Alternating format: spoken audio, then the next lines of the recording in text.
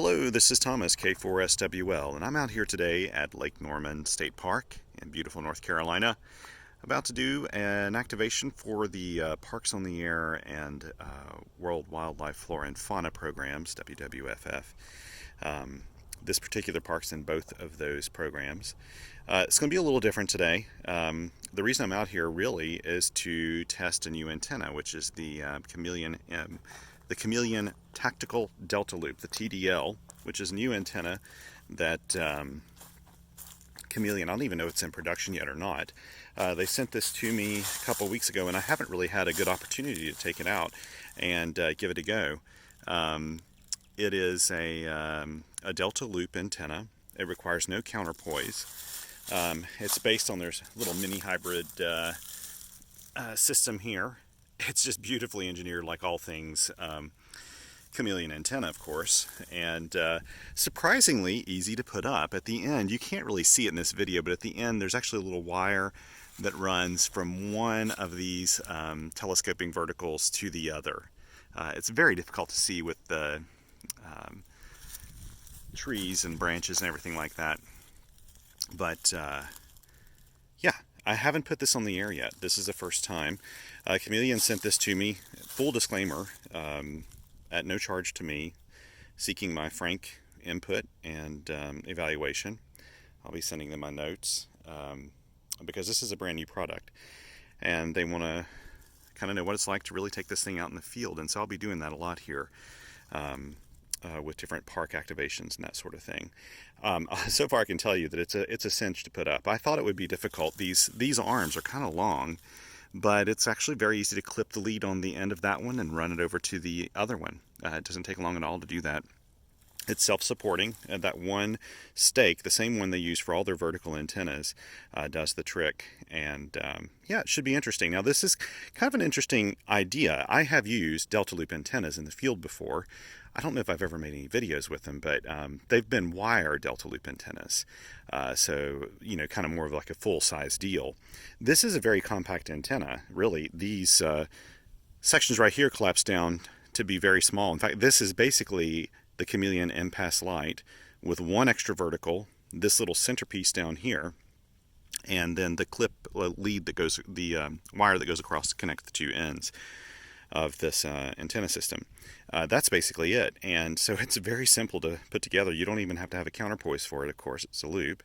Yeah, the only thing I have done with this antenna so far is at home. I put it together to make sure I knew how the thing fit together. I did that, and then here I put it together in the field. I was wondering if it'd be as easy to do, you know, when you're around trees and stuff. So I intentionally didn't put it up in the clear up here. I could have done that, but I wanted to see what it was like trying to put it together around trees. These trees are kind of indicative of most parks. You know, they're spaced apart, but there are areas where they're kind of dense. And I found kind of a nice little clearing here, and it was actually surprisingly easy to put up.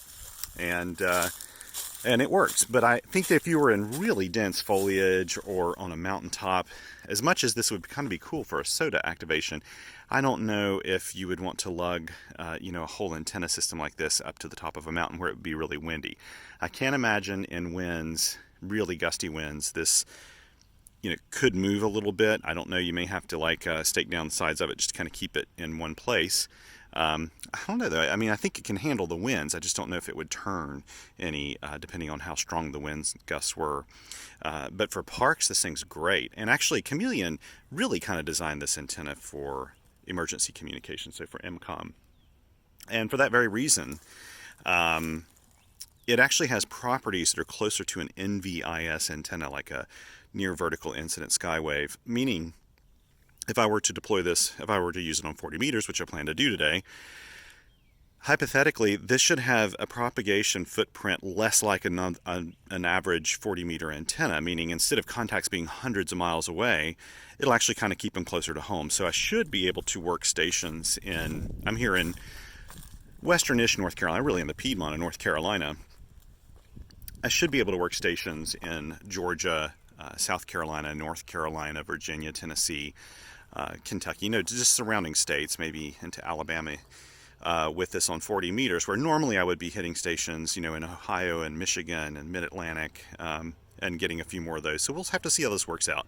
Now, I did make one really big mistake today. It wasn't that I brought along the ICOM IC705. In fact, I was looking forward to taking this guy out in the field again, and wanted to see how well it would pair with this antenna. The mistake I made was I didn't bring my tripod for the camera, so I'll have to put this sort of in selfie mode and turn it around, and I'm going to try to prop it up here, so you're not going to have an ideal view here of things as I'm operating. But you know what? I think a lot of viewers actually don't even really watch the video too much when I'm operating. They just listen to the audio and help interpret some of the CW that I miss. So this will allow you to do that. But I have to warn you, I'm probably going to knock this thing down a bunch and stuff. I have no idea. So I'm sorry in advance for the mediocre video here, but it'll be what it is. And again, I'm probably going to operate, it's about 1:30 local here. I probably need to finish up around 2:15, something like that. So this is going to be pretty quick. So I'm going to turn this off, turn around the video, and try to set this thing up, and hopefully it'll work. Okay, and we're set back up now again. Hopefully this will work out okay. Again, apologies for the shoddy video here. Now, if you can see this, what I have here is the ICOM IC705. I'm sure you probably can't even see the screen of this. It's at the right angle for glare. Looks fine to me here, but it probably won't look great to you. I have the MAT tuner MAT705 Plus, which is still operating on its original charge that I did a couple months ago, I guess now. And hopefully it'll hold up today with the charge I have, because I don't really have a way to recharge it easily. Well, no, I'd take that back. I probably do have a battery pack in the car, but I'd rather not go into that. So I've looked here on 14041, which is where I am on the 20 meter band, and we'll start with some CW. I'll go ahead and start calling CW. I'll set up this keyer with my memories. Well, actually, let me try to key it on my own here. Well, actually, you know what? I need to. What am I thinking? I need to tune this. Let's go ahead and try to tune it. Okay, that sounds pretty good. Yeah, got a 1-to-1 match. Okay, good. Hey, we know it can tune.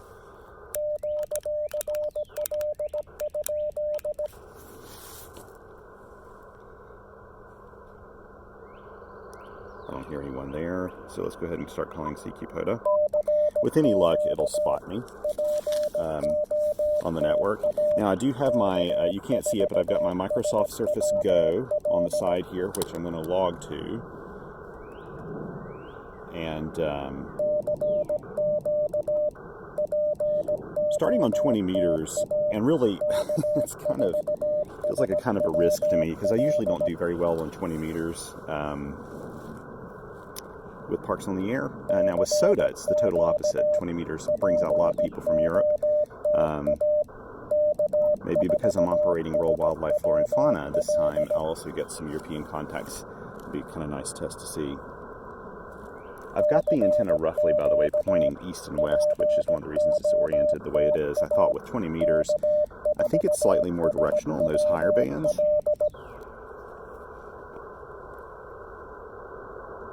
So that's the reason I kind of oriented it that way. I think on the lower bands it doesn't matter as much.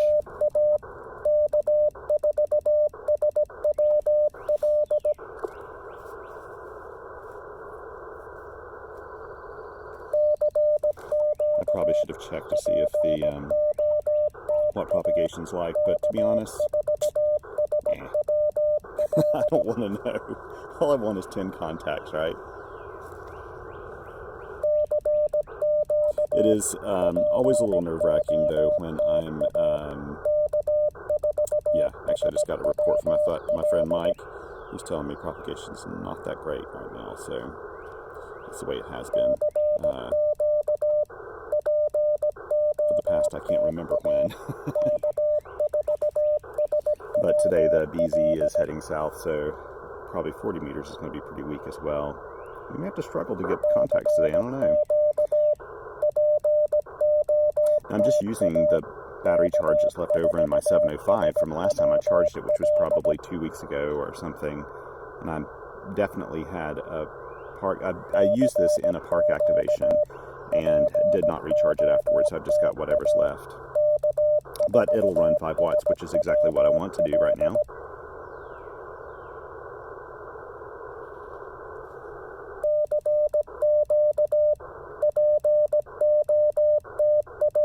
Hopefully someone will come on here.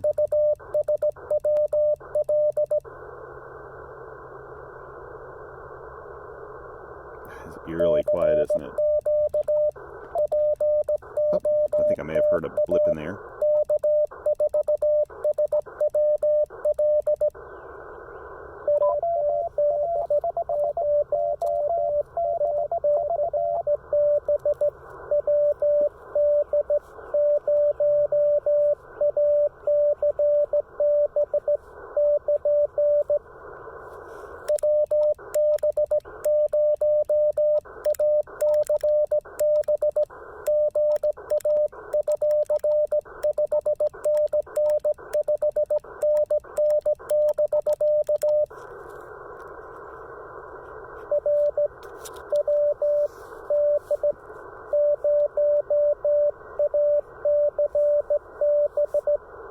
It's WD. WD.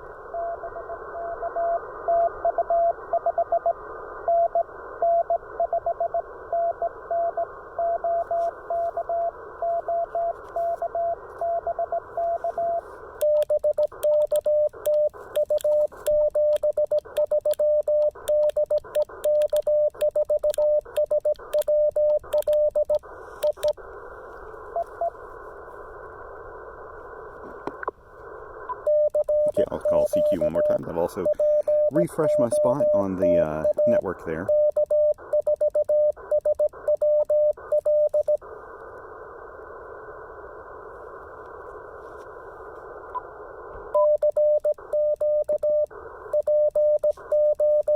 Oh, I need to actually log what I have. WD0 A CB 20 meters inside band. Got them in here. Gotta change this. Sorry, I'm just working here on the side.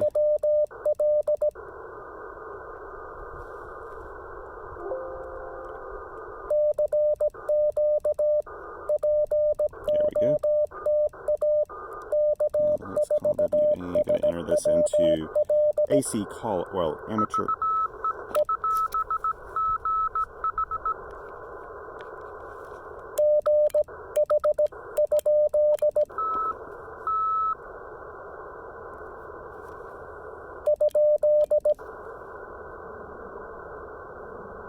Heard a GH.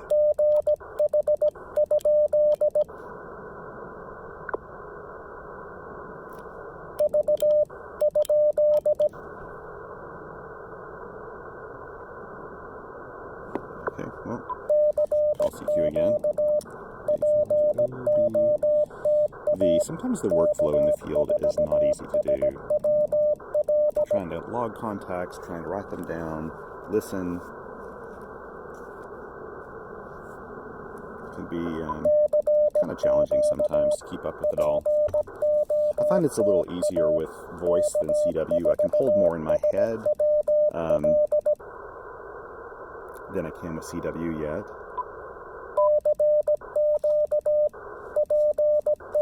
I may, just for kicks, go up to the 17 meter band, in fact.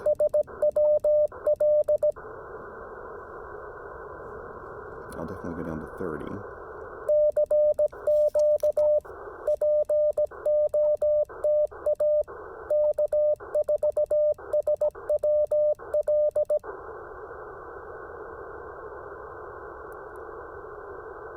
should have looked for. I'm not used to thinking about looking up spots, but really what I should have done before I started was try to work some park to park. Since I have internet here, I can kind of look up the spots and try to run around.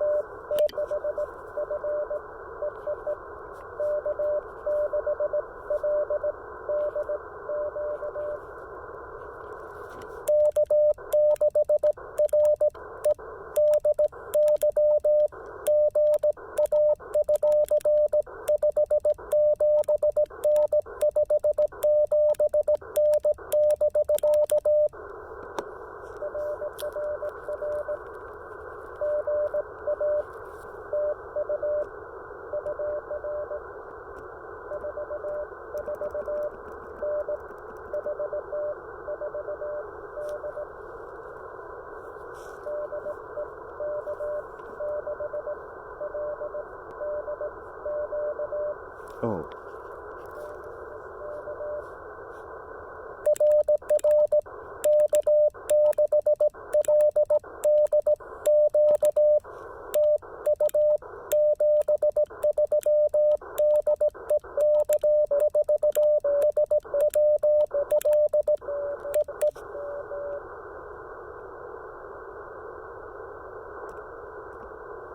Okay. So what happened was I had originally written down his call as K6LDY, but it's actually K6LDQ.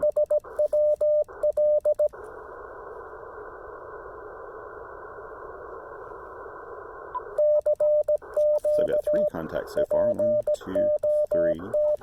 This is one time you can't see my chicken scratch as I'm writing all this down.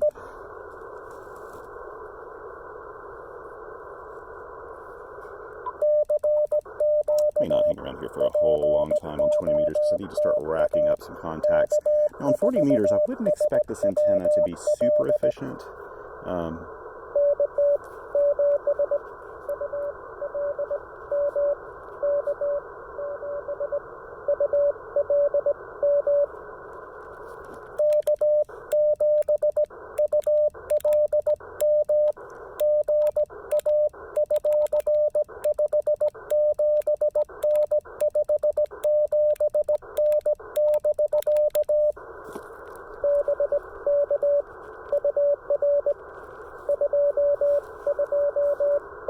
229.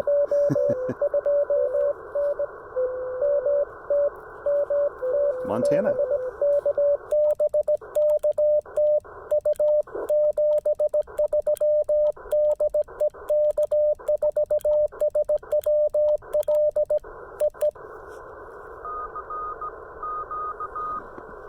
Ooh, someone decided to come in on top of me. Let's move this filter to something a little narrower. So people have asked me why I leave my filter wide open on CW, and I usually do keep it at the highest or the widest amount. But I usually only do that if there's no one else around me. If I don't have any other stations really close by, then I'll do that. I'll open it up. I just prefer the audio, but the moment a station moves in nearby, then I'm going to narrow that filter and knock them out because I find it kind of distracting to hear other CW stations going at the same time. Experienced CW operators sometimes don't even have that problem. They can just kind of hop on and they can tune out all the other stations with the filter that's between their ears, and I'm still working on that filter. It is the best filter you have available, to be honest.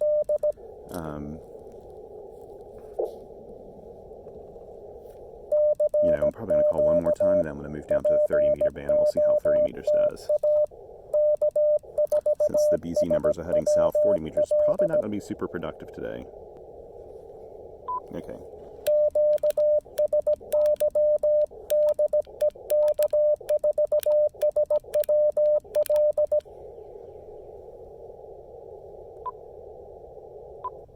Okay, 10 meters.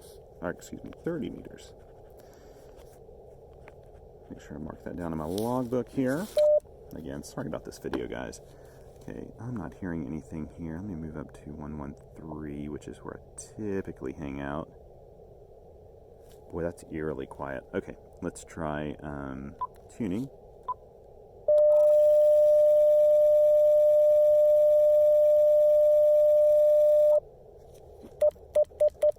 Oh, 1 to 1. Okay. I think that'll work.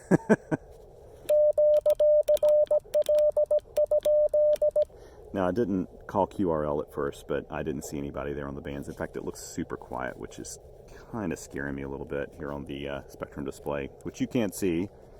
If I could move the radio just this way a little bit, you'd be able to see it a whole lot better, but it is what it is. You know what I could do, actually, is take off the, I probably got this thing on there too tight, do I? No, I don't. Okay, let me take this off, and I can maybe move it so it'll be in a slightly better position for the camera. People ask me about this little foot all the time. This is simply a 3D printed foot for the 705. It works really, really well, very effective. And these are, I can't remember the numbers, I think they're 4mm screws or something. I picked up and they fit underneath the 705 really nicely. So I don't lose this, let me put it in my 705 bag with all my 705 accessories. That way I'll know it's there, and then maybe you'll be able to see it better. I don't know, maybe it won't help, who knows. There we go. Now I think you can see it a little bit better. Yeah, in fact I'll turn it towards you. Here we go. Okay. Now, proof will be in the pudding. Let's see if I can actually make some contacts on 30 meters. Awfully, awfully quiet. Normally I'd expect to see more signals out there.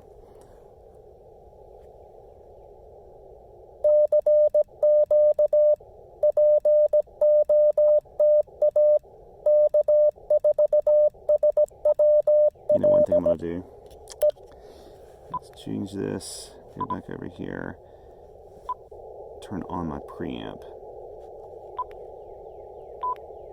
There we go. Let's try this again. Let's see if the reverse beacon network picks me up. Hey, it did. 6 dB. That's not super strong, but it did pick me up. That's a positive sign.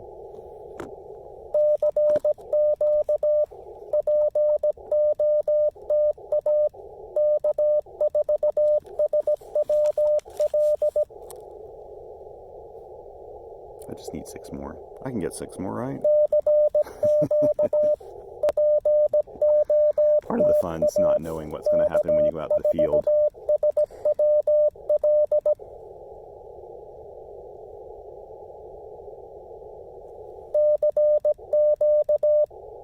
I can tell you this, I don't think you can see over here all the FT8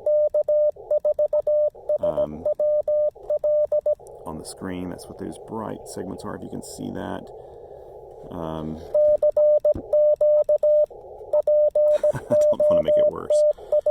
There we go.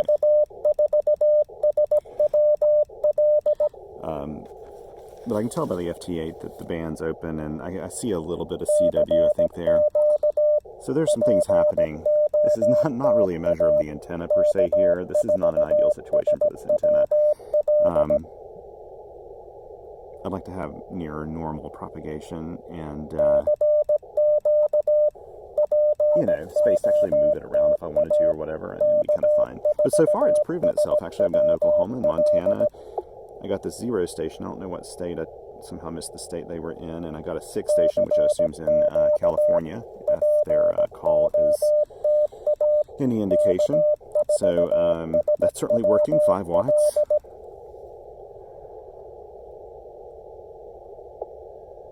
It's eerily quiet, though, on 30 meters.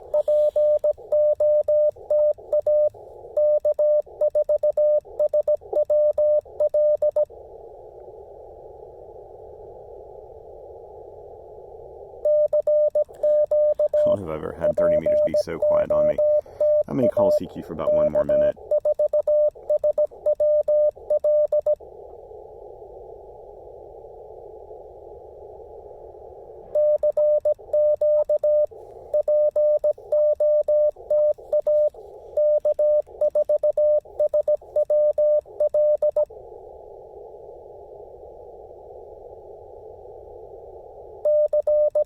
Very quiet.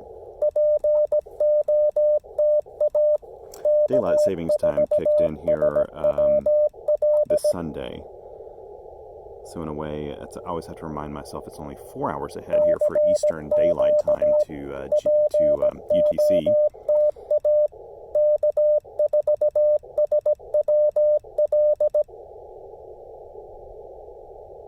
Okay, one more call. I'm going to move down to 40 meters then, and hopefully I can snag some people on 40. And we'll see if it acts as an NVIS antenna. Maybe I'll get some people here in the area or in the surrounding states.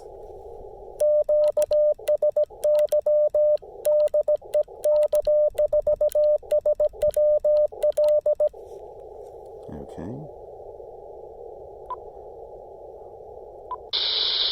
Whoa. Okay, I see what I've done there. Okay. Huh. Thought I would have had a CW saved in that band stacking, but I didn't. Okay, let's move this to CW mode. There we go. And I'm looking and I don't see anybody right there.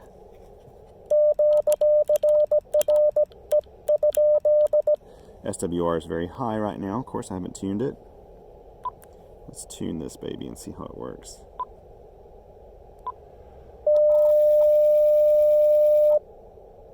Okay. 1 to 1. Okay. So nothing on 40 meter CW. Or 30 meter CW. Let's try 40. Okay. It's like rolling the dice, isn't it? Papa needs 6 more.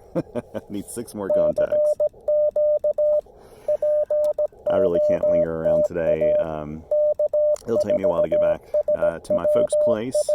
Down here for a couple of nights, helping them out, going doctor's appointments and all that stuff. And I'm probably not going to get a chance on the way back to the QTH tomorrow to do any kind of activation. The weather's supposed to be just miserable, and I have no desire to do an activation from a picnic shelter, which would really be about my only option because it's going to be pouring down rain.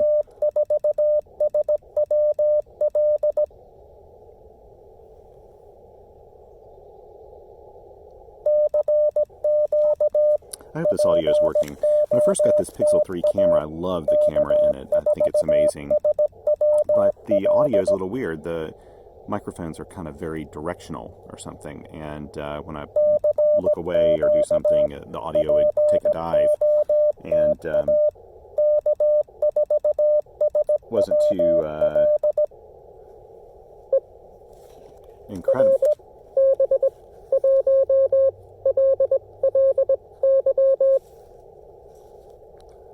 Okay, let's see here.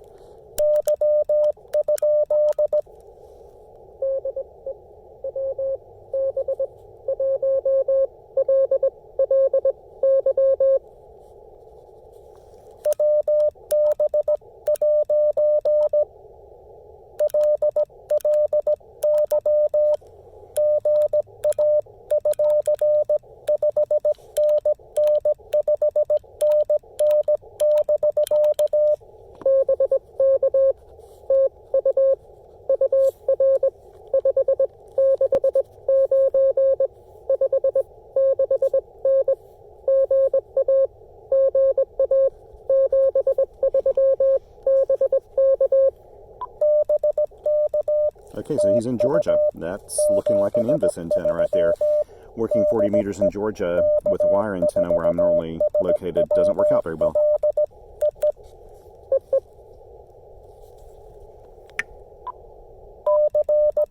So I'm pleased with that, actually. This poor antenna, it's really unfair. To really fairly do it, I probably should be doing,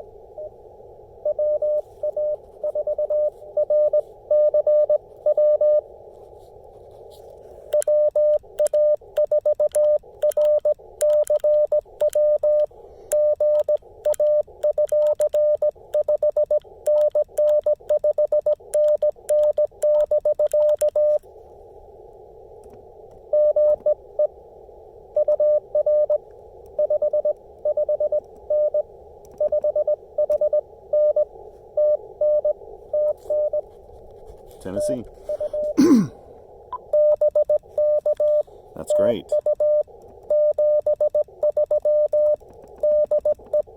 And it's interesting because Eric was a little...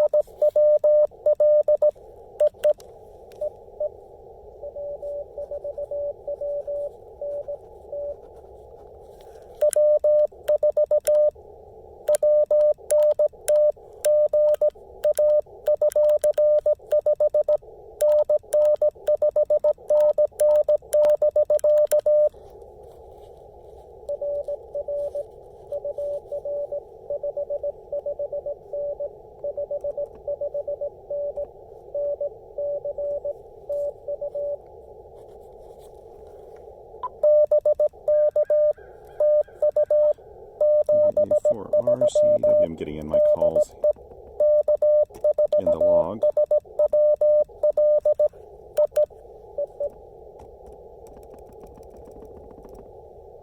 Okay.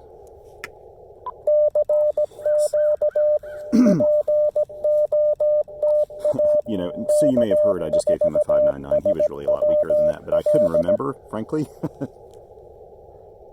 When I was coming back, I thought, what was his signal?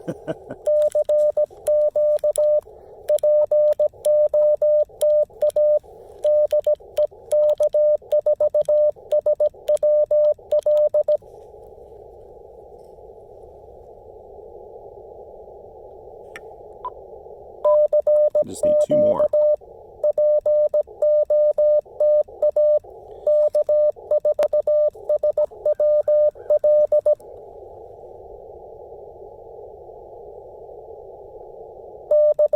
You know what, I'm going to move the filter back open.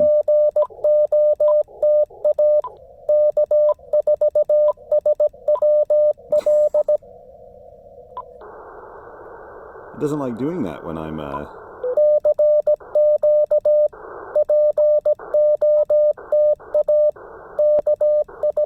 doesn't like me messing with the buttons while it's transmitting.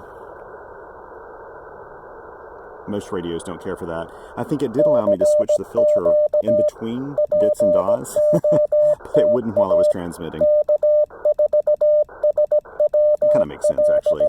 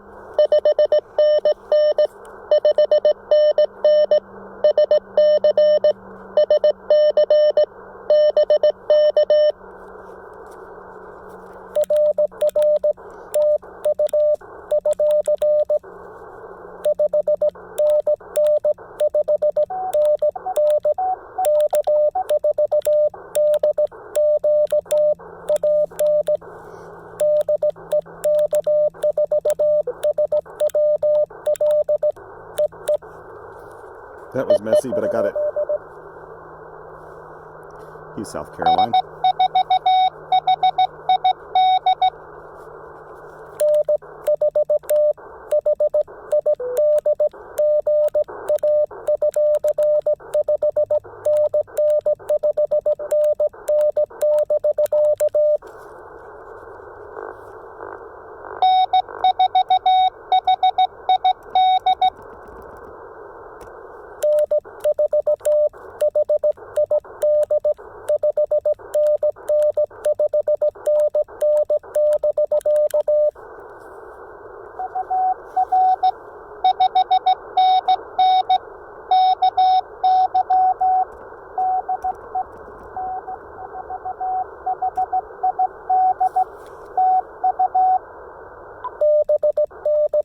Got my 10. Yay!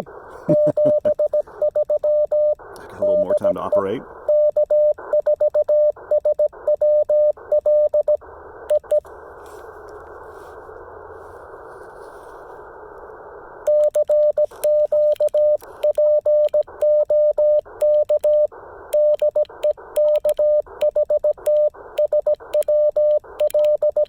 Ooh, my fingers are not working today. I can't blame it on the cold either.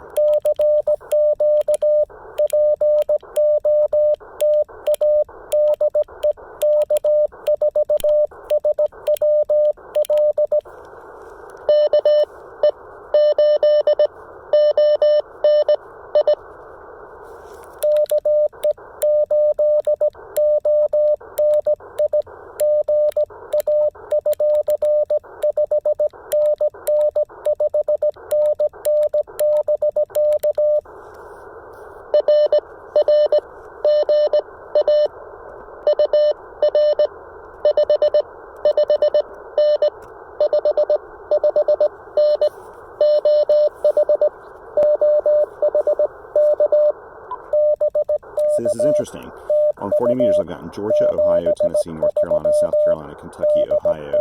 I would expect Ohio with a normal antenna, but not North Carolina, South Carolina, Georgia.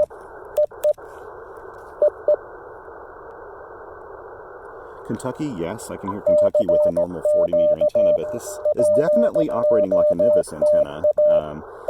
I wouldn't have gotten South Carolina and North Carolina, I don't think, in 40 meters otherwise. 80 meters, yes, but not 40.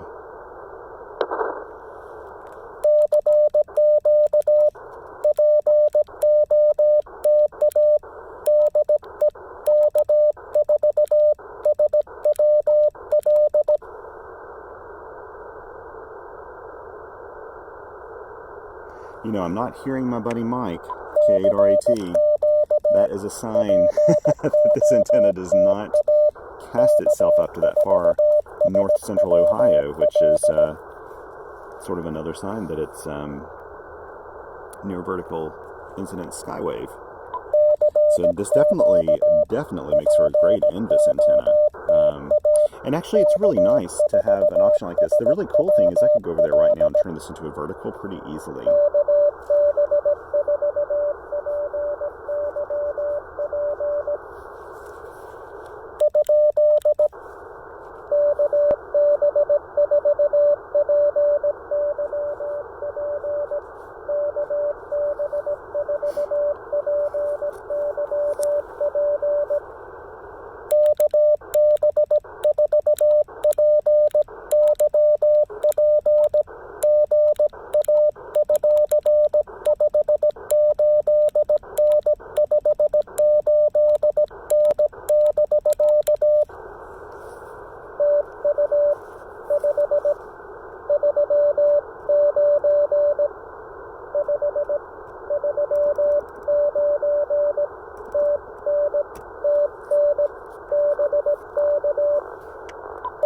See, Tennessee. Excellent. See, and one aspect that people don't think about with parks on the air, I'm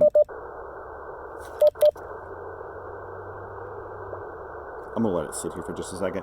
One aspect people don't think about a lot with parks on the air is putting your antenna in a place. I'm going to move up to 18 meters. I normally don't do this, but I'm going to do this time, or 17 meters, what am I saying? 18 megahertz. People don't often think about, so if you look at sort of the logs here, you know, I got a few contacts here on 20 meters, which is fine. It looks like it was kind of really spread across the U.S. Into Montana. Montana is not a state. I'm not 100% positive I actually ever worked in Montana state, a Montana contact while doing Parks on the Air. And I'm guessing that this is California and Oklahoma and somewhere in Zero Land. So maybe Colorado or something. And down here on 40 meters, all these are really close in. So I know that I can get, you know, tightly around the stations. Now, I live in North Carolina, and there is a very large population of ham radio operators in my surrounding states. If you go out to an area like if you were operating in Montana, for example, and you were using a NVIS antenna like this one on 40 meters, it may not benefit you a lot because there's just less density of amateur radio operators in the footprint of that particular meter band with that particular antenna.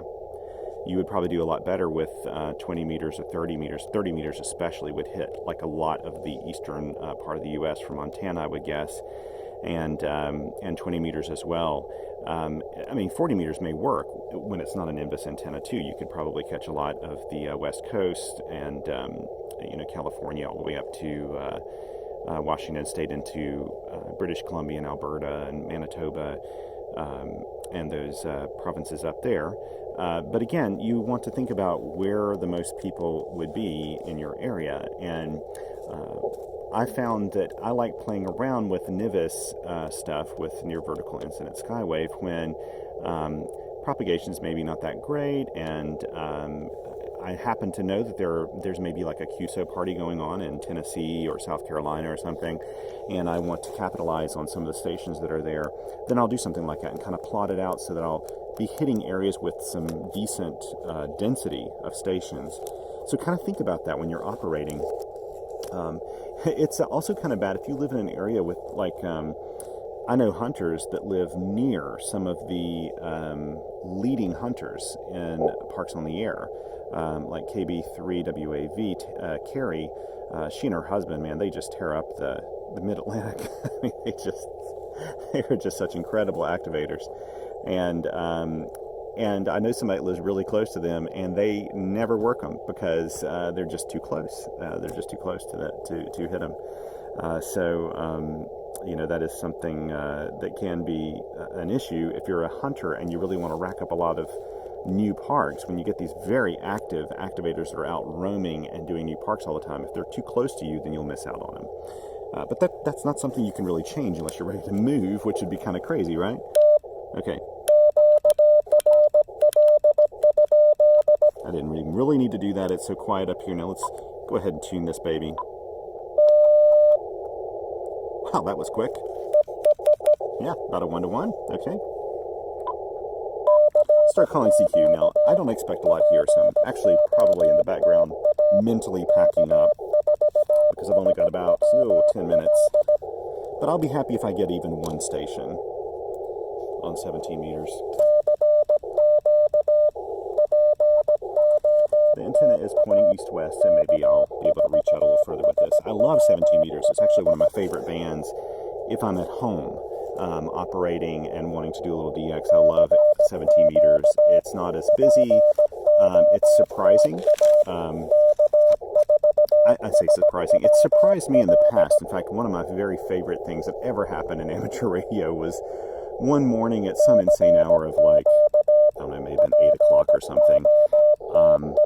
I was, and I guess it was in the winter time, I was about to head to work. I didn't need to be there until 9 o'clock.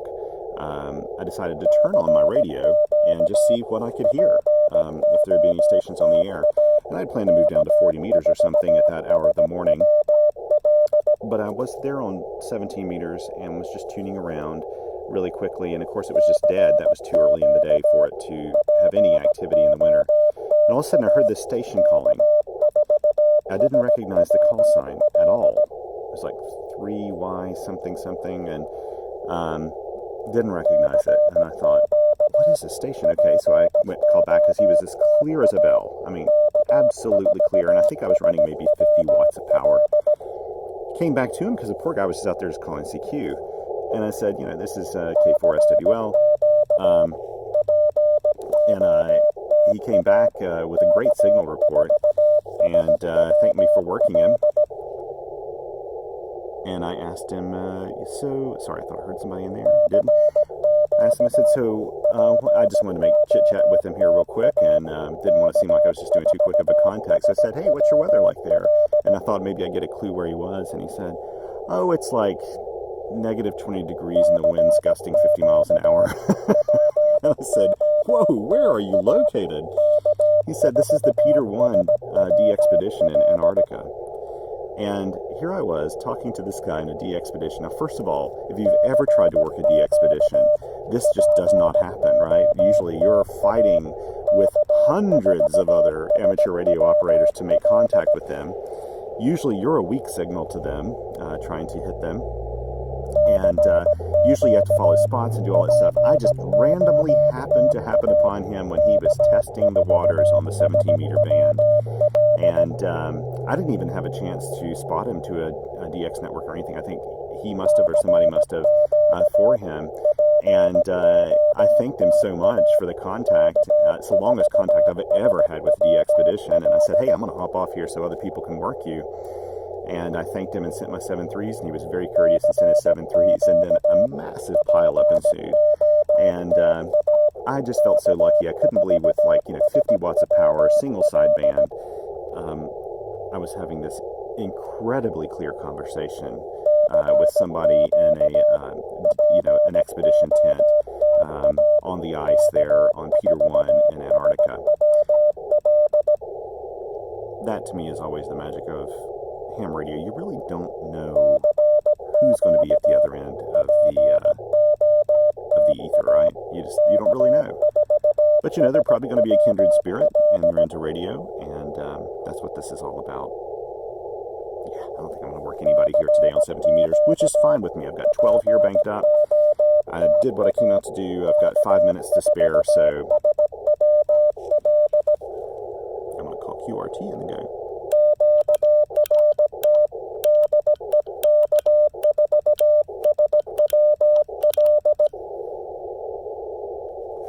So, again, I'd like to thank you all for hanging out here with me today, and I'll pick up the camera here.